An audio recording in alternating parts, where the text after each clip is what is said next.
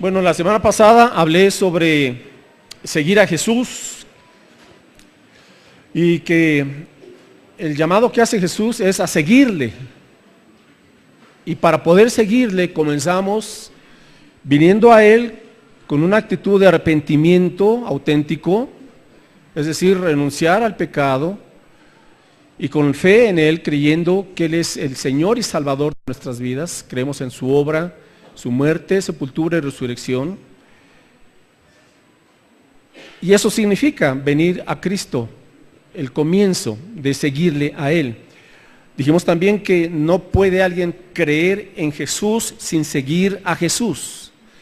Pero de alguna manera, hermanos, nos las hemos arreglado en las iglesias cristianas evangélicas para explicar mal el Evangelio y entender mal el Evangelio. Y por lo tanto tenemos mucha gente que asiste a las iglesias, pero no han entendido lo que significa seguir a Jesús. Por eso sus vidas carecen de poder espiritual, porque no han tenido un nuevo nacimiento real que proviene de Dios. Pueden ser miembros de la iglesia, tener una membresía y sin embargo nunca haber experimentado una transformación de parte del Señor. Algo está pasando mal, algo no se está entendiendo como debe de ser. Tengo que volver a predicar, mis hermanos, el Evangelio y tengo que volver a explicar aquí el renuevo lo que significa ser un discípulo de Jesús, para que usted a la luz de la Biblia se confronte y con toda honestidad usted pueda decir si soy un seguidor o solamente soy un oidor, que son dos cosas muy distintas. Hay mucha inconstancia en mucha gente que se congrega. No hay un compromiso con el Señor, no lo han entendido, no lo han querido asumir. Y de ahí las consecuencias, gente que dice conocer al Señor, pero entre semana su conducta, su carácter deja mucho que desear y no se ve una evidencia palpable del Espíritu Santo viviendo en esos corazones. Entonces hoy vamos a ver este mensaje titulado ¿Cómo seguir a Jesús? ¿Cómo seguir a Jesús? Y hay una forma de seguir a Jesús, que no es nuestra forma, es la forma que Él estableció y son los términos que Él estableció. Pero ahora, hermanos, no sé, queremos que toda la gente venga, pues no sé a qué venga, ¿verdad? Pero no vienen a Jesús, porque les ofrecemos muchísimas cosas, pero no les ofrecemos el llamado que Jesús proclamó. Y nosotros lo primero que tenemos que hacer es entenderlo y seguir la pauta bíblica. Lucas 9, verso 22. Lucas 9, 22. Y diciendo Jesús, es necesario que el Hijo del Hombre padezca muchas cosas y sea desechado por los ancianos, por los principales sacerdotes y por los escribas, y que sea muerto y resucite al tercer día.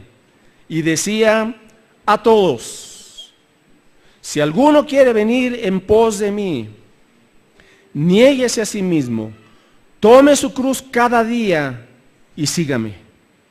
Porque todo el que quiera salvar su vida la perderá, y todo el que pierda su vida por causa de mí, éste la salvará. Pues ¿qué aprovecha al hombre si gana todo el mundo y se destruye o se pierde a sí mismo? Porque el que se avergonzare de mí y de mis palabras, de este se avergonzará el Hijo del Hombre cuando venga en su gloria y en la del Padre y de los santos ángeles. Pues os digo que en verdad que hay algunos de los que están aquí que no gustarán la muerte hasta que vean el reino de Dios. Bueno, hermanos, ¿cómo seguir a Jesús? Comenzamos, pues como lo hace aquí Jesús, y decía a todos, parejo, a todos. Y esta situación de todos es una invitación y un llamado. Es una invitación y un llamado para venir a Él. Él nos da la oportunidad a todos. No importa nuestra condición social, no importa nuestra situación económica, no importa nuestra condición física, no importa nuestra condición moral o espiritual. Y decía a todos, que incluía gente religiosa, no religiosa, ateos, prostitutas, cobradores de impuestos, borrachos, gente moralmente buena, según su opinión, a todos, y decía a todos. Es decir, Dios nos amó primero, y Él vino a los pecadores, no vino a los justos. Él vino a salvar lo que se había perdido. La condición del ser humana es esa, estamos perdidos sin Cristo. Bueno, a nosotros nos hace la invitación. La invitación es esa salvación, es a la salvación. Y la salvación es un llamado al discipulado, mis hermanos. Vuelvo a insistir, a veces se nos ha explicado mal o entendimos mal y pensamos que la vida eterna es, Dios nos da un seguro de vida eterna contra el infierno, nos lo da, aquí está la garantía, cuando mueras te irás al cielo, te librarás del infierno, pero aquí tú puedes vivir como tú quieras, tú sigues mandando tu corazón, tú sigues siendo el rey de tu vida, no te preocupes. Así lo han entendido muchos, por años, y siguen igual. Y sabe que se ha equivocado quien lo vive así, y quien lo pretende entender así o lo quiere aplicar así. El llamado es, dice Jesús, ¿quién quiere venir? Ok, adelante. Si alguno quiere venir en pos de mí. Entonces, el seguir a Jesús implica que Él va adelante porque nosotros vamos detrás de Él. No hay de otra forma, mis hermanos. Hoy hay un evangelio fácil, un evangelio diluido, corrompido. El evangelio llamado de la prosperidad. Ven por tu milagro, ven por tus bendiciones, Dios te va a tener contento, Dios te va a tener alegre todo el tiempo, nunca vas a tener problemas, ven a Cristo y todo se te soluciona automáticamente. Pues por eso ahí están las multitudes siguiendo un falso evangelio. Pero no se les ha explicado que la vida cristiana es, sí Señor, si alguno quiere venir en pos de ti, de una persona, de Cristo Jesús, entonces viene el primer requisito, niéguese a sí mismo. Es decir, seguir a Jesús requiere, en primer lugar, negarse a sí mismo. Usted no puede seguir a Jesús si no se niega a sí mismo. ¿Está claro? No hay seguimiento a medias, mis hermanos. O sea, basta de una membresía tibia y muerta en las iglesias. Basta. De gente que se dice cristiana, pero no le toquen su yo. Que no le digan que se niegue a sí mismo, porque su yo debe permanecer intacto. Dice Jesús, no puedes ser mi discípulo. ¿Quieres ser mi discípulo? Sí, Señor. Niégate a ti mismo. Ese es el comienzo. La pregunta va para usted. Usted puede congregarse, asistir fielmente y hasta ya ser miembro o haberse bautizado. La pregunta es, ¿está siguiendo a Jesús? ¿Se está usted ya negando a sí mismo? Ahora, ¿qué significa negarse a sí mismo? Es una rendición completa a Cristo, entregarle toda tu vida, no solamente lo espiritual, no solamente tal o cual cosa, y este asunto no, Señor, esto no lo toques tú. Lo demás sí te lo encargo con lo que yo no puedo, pero esto que lo estoy disfrutando, que es un pecado, que es mi complacencia propia, no la toques, Señor. Entonces usted no se está negando a sí mismo. Niéguese a sí mismo. Es dejar de hacer de sí mismo el centro de su vida y de sus acciones. Y ya desde aquí, hermanos, vamos viendo que el discipulado es una coladera. Vaciamos el líquido y como cuando uno vacía el café, ¿verdad? Y puso el café de grano y pasa por la coladera y se va quedando el chancaste. Esta es una coladera que dice el Señor. Hermanos, el cristianismo no es un asunto ni de juego ni facilito. Debe quedar muy claro. Usted no puede andar a ver si sí, si no, y ahorita sí y al ratito no, y tengo ganas y no tengo ganas, y si me complacen. No, espérese, no he entendido. Niéguese a sí mismo. Le digo a mí yo, no voy a ser ya el dueño de mi vida. Ya no voy a ser el centro de mi vida. Ahora el centro de mi vida es Jesús. Porque Él dio su vida. Y lo acaba de decir en el verso 22. Dice Jesús, es necesario que el Hijo del Hombre, o sea, Él, padezca muchas cosas y sea desechado o rechazado por los líderes, por los ancianos y por los principales sacerdotes y por los escribas, o sea, toda la élite judía religiosa, y que sea muerto y resucite al tercer día. Es decir, Jesús nos pone primero el ejemplo. Él no nos está pidiendo nada que antes Él no lo haya cumplido. Él dice, voy a ser rechazado, voy a padecer muchas cosas y voy a morir, pero voy a resucitar. Ahora sí, ¿quiere alguno venir en pos de mí? Niégate a ti mismo. Niégate a ser el dueño de tu vida. Porque si me sigues, ahora el dueño de tu vida seré yo. El dueño de todo. ¿Lo entiendes así? ¿Aceptas esto? Primera coladera. ¿Cuántos se quedan ahí? Porque no quieren negarse a sí mismos. Espérame tantito, aguántame tantito, Señor. De esto hablaremos el próximo domingo. 3 personas que se ofrecieron seguir a Jesús y el Señor les leyó la cartilla. Jesús no quería así nomás porque sí vengan todos, no. Yo ya me entregué, voy a dar mi vida por ustedes. Ahora, la vida cristiana no funciona si no comenzamos, hermanos, negándonos a nosotros mismos. Negarse a ser el dueño de su vida, negarse a ser el centro de su vida, negarse a vivir solamente para usted. Busque por favor Romanos 14. Romanos 14, 7. Dice aquí el apóstol Pablo.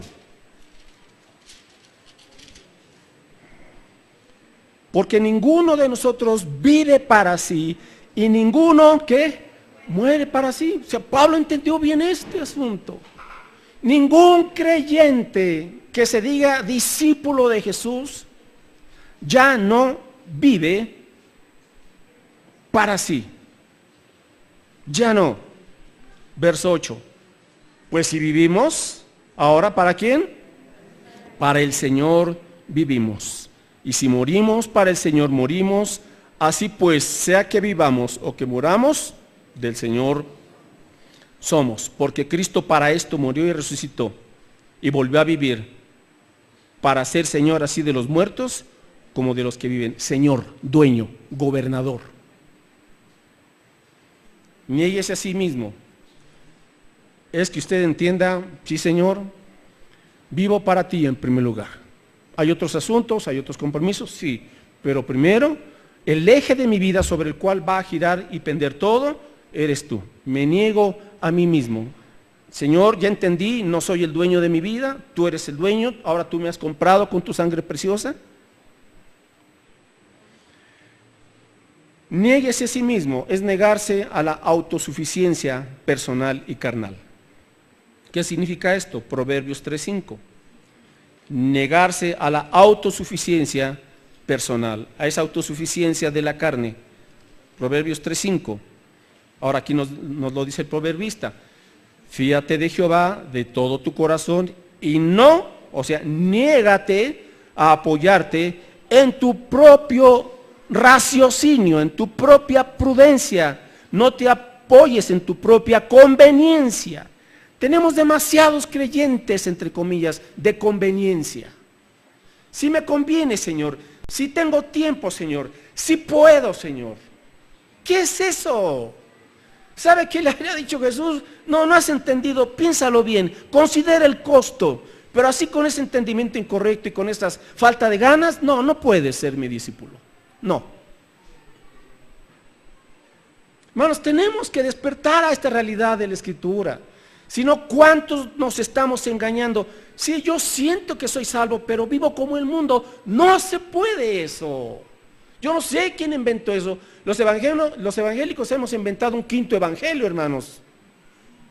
La verdad y tristemente, que es el evangelio de, a ver Señor, compláceme. No me pidas por favor ningún sacrificio. No me exijas nada que no sea el que tú me bendigas. Ese es el quinto evangelio de los evangélicos. Niéguese a sí mismo. Seguimos ahí en Proverbios, capítulo 3, verso 5. Fíate de Jehová de todo tu corazón de todo tu corazón. Confía, verso 6. Reconócelo, o sea, dale el primer lugar en todos tus caminos y Él se encargará de corregir tus veredas, de enderezar aquello que está chueco. Si tú se lo entregas al Señor, Él te va a ir corrigiendo y te va a ir diciendo el camino. Verso 7, otra vez, niégate a tu sabia opinión. No seas sabio en tu propia opinión. Teme a Jehová y apártate del mal. Pero en nuestro cristianismo, hermanos, nosotros somos sabios en nuestra propia opinión. A ver, Dios, ¿me mandas que te dé el diezmo? No, Señor, yo pienso que no, porque no me alcanza y mis finanzas. ¿Y quién te pidió tu opinión? ¿Cuándo Dios le pidió su opinión para que diezmara? ¿Cuándo le preguntó? Porque Él es el dueño de todo. Y cuando un creyente diezma y ofrenda, está entendiendo, Señor, tú eres el dueño. Así es que la cartera, aquí está también, Señor, es tuya. ¿Ya hizo eso? Y muchos de ustedes no lo han hecho. Y no estoy pidiendo dinero. Le estoy ayudando a entender que la vida cristiana se trata de eso. Señor, ya no soy intocable. Tú tienes el derecho de tocar todas las áreas de mi vida. Todas es todas. Sin excepción. Pero como pensamos que somos más sabios que Dios, siempre hay ciertos asuntos que los manejamos según queremos. No, hermanos. Si alguno quiere venir en pos de mí, dice Jesús, niéguese a sí mismo. Niégate a gobernar tu vida y pídele a Dios que Él la gobierne y que Él te guíe. Salmo 143:10. Este texto lo vimos la semana pasada precisamente. Salmo 143:10. Dice el salmista, enséñame a hacer tu voluntad, porque tú eres mi Dios, tu buen espíritu me guíe a tierra de rectitud. Esta es la expresión de alguien que ha entendido lo que es ser discípulo de Jesús, mis hermanos. Ahora el discípulo dice, Señor, no ya mi voluntad, no mi voluntad, enséñame a Dios a hacer tu voluntad, porque tú eres, por eso, porque tú eres ahora mi Dios. Si Dios es nuestro Dios, entonces el creyente tiene que decirle, sí, Señor, hágase tu voluntad. Esa fue la oración del Padre nuestro. No se haga mi voluntad, Señor, que se haga tu voluntad como en los cielos, así también en la tierra. Pero hoy tenemos muchos creyentes de juguete, que no le dicen a Dios sinceramente, Señor, enséñame a hacer tu voluntad. Pregunta, ¿le dice eso usted a Dios en su vida, en todas las áreas, en cada faceta? Ahí está la cuestión, hermanos. ¿Está pidiendo a Dios que se eche su voluntad? Cuando le pedimos eso a Dios, ¿sabe lo que viene? Viene una libertad completa en nuestra vida. Porque nada ni nadie podrá contar la voluntad de Dios, ¿lo cree o no? Y más vale que lo crea, porque si no lo crea, de todos modos así es, punto. Por eso, el último día de existencia de todos los seres humanos, creyentes en conversos, todos, lo quieran o no, confesarán que Jesucristo es el Rey de Reyes y Señor de Señores. Hasta los ateos, que dejarán de ser ateos cuando vean al Dios en toda su gloria. Pero van a ir al infierno, no a la gloria. Porque aquí no quisieron negarse a sí mismos. Entonces Dios les dirá, está bien, hágase tu voluntad. Eso es lo que querías. El que quiera seguir a Jesús tiene que negarse a sí mismo. Seguimos. Ahora, hermanos, gracias a Dios tenemos sus recursos espirituales que nos hacen competentes para obedecer su voluntad. Esto es su gracia, su Espíritu Santo. 2, el que quiera seguir a Jesús necesita tomar su cruz. Lucas 9:23. Y decía a todos, si alguno quiere venir en pos de mí, niéguese a sí mismo, ¿qué más? Tome su cruz cada día. Tome su cruz. Ahora, a veces decimos, yo tengo que tomar la cruz de Cristo. No. Cristo ya tomó su cruz, Él ya llevó su cruz, ahora usted debe de llevar su cruz, la de usted. Bien, ¿qué significa tomar mi cruz? Primero le voy a decir lo que no es la cruz. La cruz no es una enfermedad crónica. La cruz no es una situación difícil. La cruz no es ese cónyuge inaguantable. La cruz no es la suegra caprichosa. La cruz no es su hijo rebelde. La cruz no es su jefe insoportable. No, nada de eso es la cruz. Nada de eso. La cruz es un llamado a morir por Cristo, comenzando por la muerte al yo. Al yo. Le voy a compartir brevemente 3 símbolos de la cruz. ¿Qué simboliza la cruz? Ahora, a propósito, la cruz no es que usted traiga aquí una cruz colgándose. Eso no es. O que usted traiga una cruz ahí en su automóvil, ¿verdad? En el espejo retrovisor, no. Eso no es la cruz. Y con su escapulario. ¿Qué es eso? Es el equivalente a una patita de conejo para que le dé suerte. No, eso no bendice. Las cosas no bendicen. Dios bendice. Tome su cruz. Tiene 3 símbolos. Número 1, es un símbolo de humillación. Humillación. Y la humillación el mundo la desprecia. Nadie quiere ser humillado. ¿O usted sí? Piénsela. En la época de Jesús, los romanos, el peor de los castigos que daban los romanos a sus enemigos era mandar a una persona a la cruz. Antes de ir a la cruz, latigazos, hasta dejar ensangrentados a las personas. Luego tenían que llevar quizás un madero de 50, 60 kilos cargando. Algunos eran empalados, otros eran crucificados. Ese es el problema, si empalados o crucificados. Que algunos discuten, ay, quisiera un palo, quisiera una cruz. Bueno, ¿cuál es el problema? Morían ahí avergonzados. El problema era una humillación pública y desnudos también. Era una humillación. Y Jesús fue a la cruz y se humilló, siendo Dios, siendo creador, siendo el Salvador y siendo el Rey de Reyes. Se humilló en una cruz vergonzosa. ¿Y por quién lo hizo? ¿Va captando el asunto? Símbolo de humillación. Filipenses 2, verso 5. Estamos con este símbolo. ¿Qué simboliza tomar la cruz? Tener la misma actitud de Jesús. Ahí comenzamos. Filipenses 2, del 5 al 8.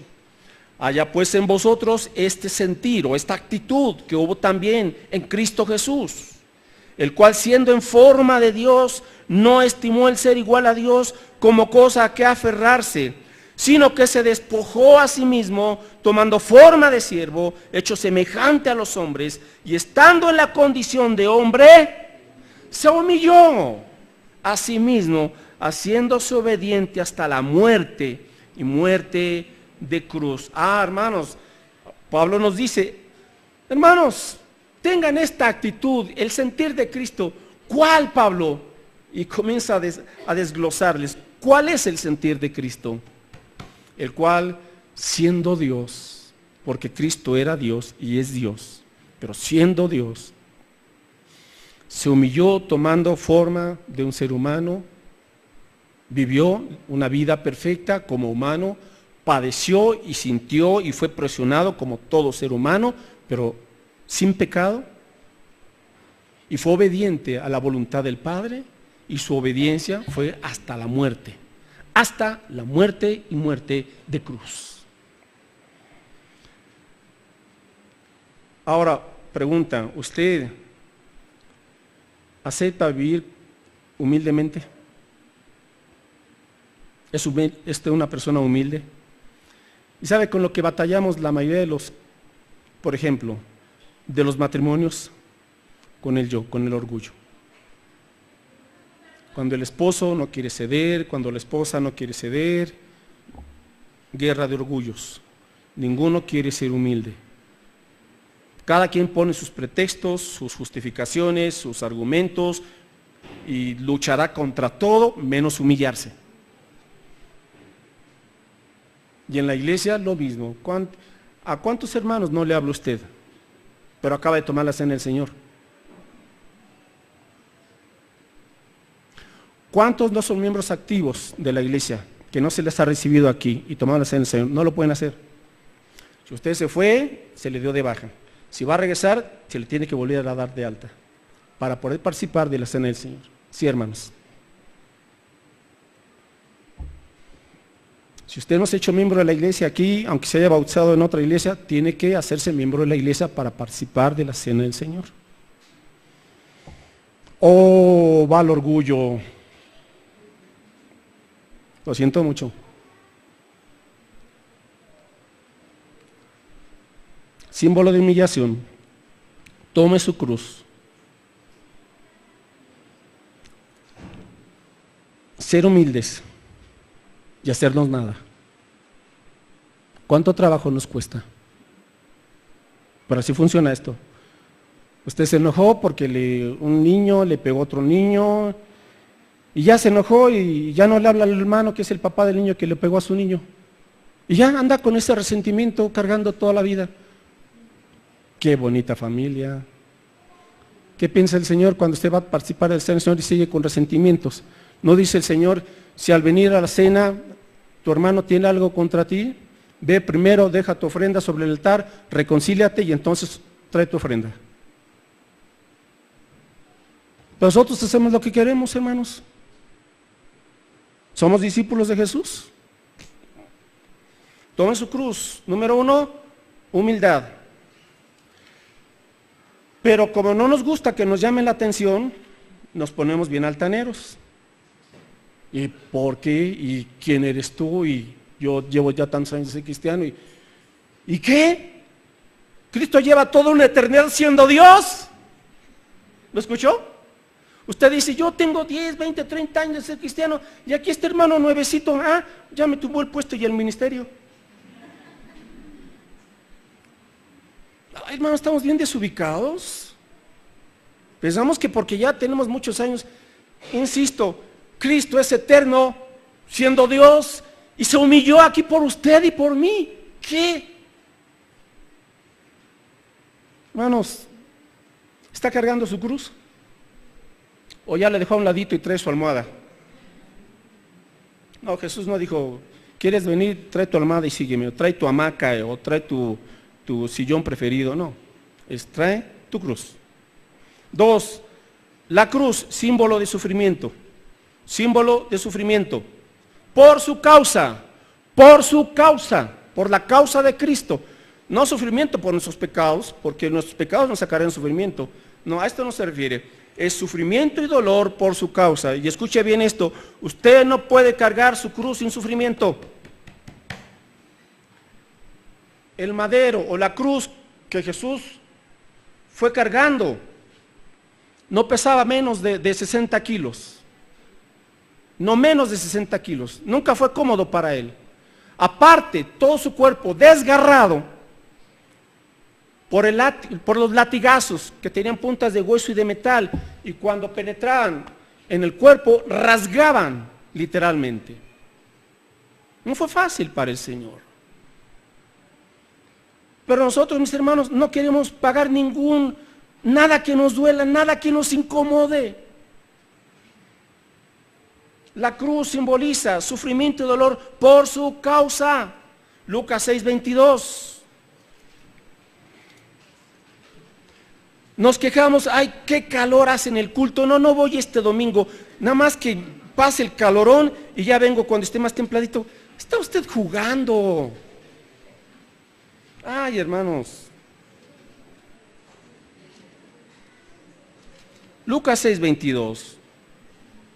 Gozaos Bienaventurados, dice, seréis cuando los hombres os aborrezcan y cuando os aparten de sí y os vituperen y desechen vuestro nombre como malo por causa del Hijo del Hombre.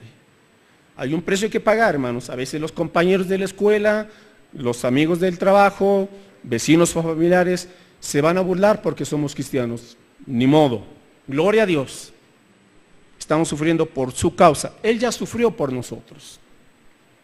Filipenses 1:29, símbolo de dolor y de sufrimiento por la causa de Cristo, eso es llevar la cruz. Filipenses 1:29.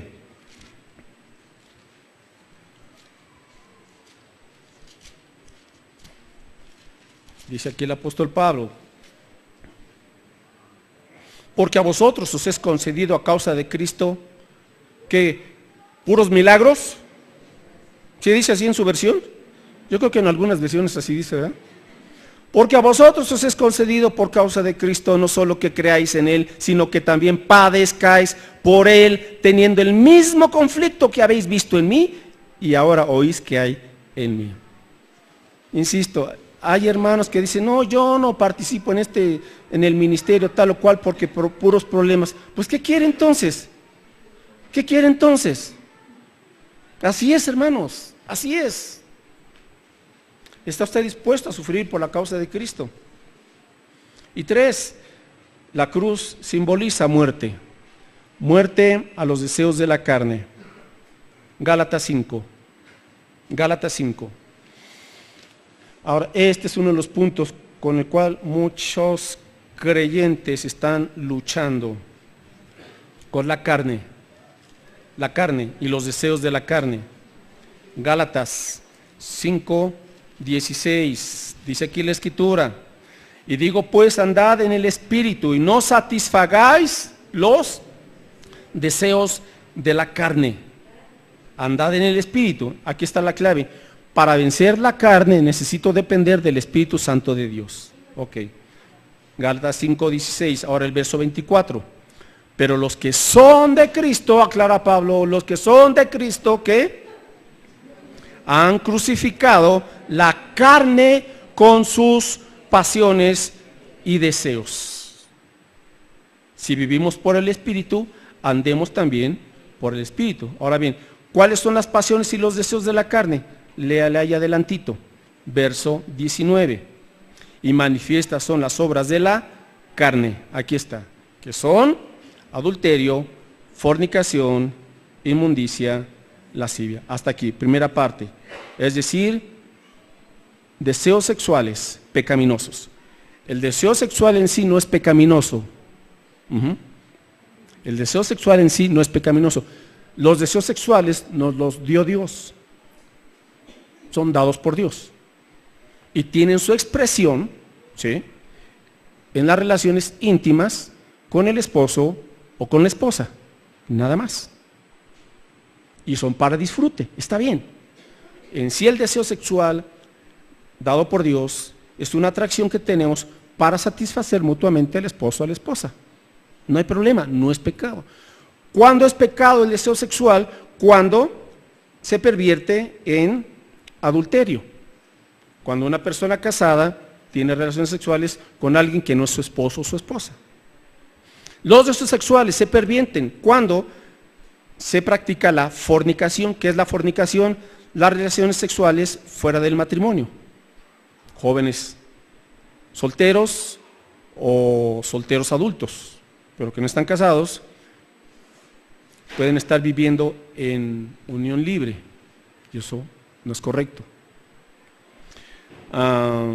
Fornicación, inmundicia, lascivia, es decir, deseos y pasiones sexuales que se despiertan por ciertas imágenes. Imágenes vía internet, imágenes sexuales de personas manifestando sus cuerpos para atraer y despertar esos deseos a través de la televisión, a través de una revista, etcétera, etcétera. O sea, la pornografía es pecado, claro que sí. Ahora, aquí está el asunto. ¿Cuántas personas que se congregan en las iglesias están viendo pornografía? Sería interesante hacer aquí una encuesta y preguntarnos, a ver, todos los que estamos aquí, hombres y mujeres, adultos y niños y adolescentes y jóvenes, en el mes pasado de mayo, ¿cuántos vieron pornografía? No levanten la mano. ¿Cuántos vieron pornografía? ¿Cuánto tiempo? Ahí está el asunto. El mundo, ver pornografía es natural, es lo normal. No hay ninguna culpa, no hay ninguna vergüenza, porque es el mundo.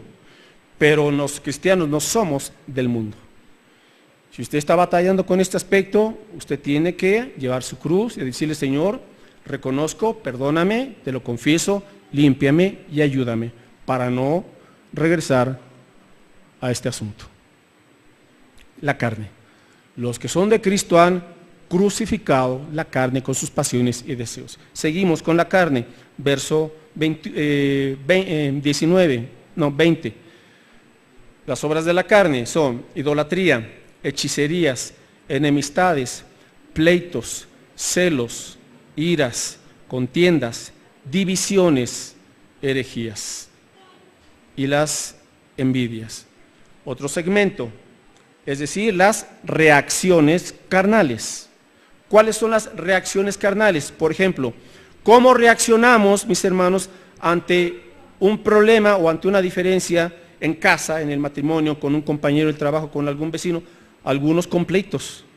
Y cuando uno echa pleito y el otro le contesta el pleito, la carne es la que está aflorando, no el espíritu, ¿verdad? Celos, carne. La ira es la carne. Contiendas, o sea, discusiones, la carne. ¿Cuántas veces, hermanos, tenemos la mala costumbre, el mal hábito de discutir y de gritar en casa? Ya algunos lo tienen por costumbre. Y peor aún, frente a los hijos. Hermanos, ¿vamos a tener diferencias? Sí. ¿Va a haber problemas en casa? Sí, hermanos. No hay el matrimonio que no tenga conflictos. Eso no existe, ¿eh? Ni entre los más espirituales. Entre los más espirituales hay también sus conflictos. El punto es cómo resolvemos los conflictos. ¿Me entiende? Bueno, entonces, número uno, no discutan frente a los hijos. Hay a veces algunas mujeres que les gusta pelear, ¿verdad? En frente de sus hijos. El punto es desquitarse del varón, aunque al hijo se lo estén llevando entre las patitas. No, hermanas, no está bien eso. Cuando no estén los hijos, ahora sí, a ver, ven. Vamos a hablar. Está bien. Y escuchamos. Sacamos lo que tenemos, sin agredir verbalmente, sin insultarnos, y menos con golpes. No somos trogloditas, por favor. No somos trogloditas. No somos cavernarios o cavernícolas, o como le quiere llamar. Y menos los cristianos. Respeto. La cruz. Crucificar la carne. Contiendas. Pero ¿cómo reaccionamos, mis hermanos, cuando alguien nos dijo algo, nos miró feo, no nos regresó el saludo, no nos sonrió, nos torció la boca? Nos vengamos, andamos con chismes, nos ponemos de rebeldes, no queremos ser corregidos. La carne, punto. ¿Está siguiendo a Jesús? Crucifique la carne. Continúa el apóstol Pablo: homicidios, borracheras, orgías y cosas semejantes, o sea, la categoría de los vicios. Cualquier vicio, llévelo ante la cruz de Cristo. Mi Señor, aquí hay un vicio, no puedo con él, me está ganando, pero no quiero ya continuar. Señor, ayúdame. Y el Señor, a través de su Espíritu Santo, nos ayuda, nos alimentamos con la palabra de Dios, servimos al Señor y todos estos elementos para reforzar nuestra entrega a Cristo. Y finalmente, hermanos, dice Jesús, Lucas 9:23, si alguno quiere venir en pos de mí, niéguese a sí mismo, tome su cruz cada día, no dice cada domingo, cada día, y sígame. Con esto termino. Seguir a Jesús requiere seguir las pisadas de Jesús, seguir su ejemplo. Y el ejemplo de Jesús fue siempre ocupado en la misión, compartir el Evangelio. Sígame cada día, comparte el Evangelio. Oramos. Padre, gracias por tu palabra. Podemos entender el costo de ser discípulos. Señor, reconocemos que ninguno de nosotros tenemos la capacidad en sí de cumplir estas condiciones. No está en nuestra carne cumplir esto. No está en nuestras fuerzas como humanos cumplir esto. Pero Señor, aún por tu gracia, has hecho posible que nos des tu Espíritu Santo, que nos hace capaces de cumplir tu voluntad. Gracias, Señor, porque en este nuevo pacto eres tú quien nos llevaste ya a la cruz del Calvario. Y cuando creímos en Cristo y nos arrepentimos de nuestros pecados, en ese momento también, Señor, fuimos crucificados juntamente con Cristo.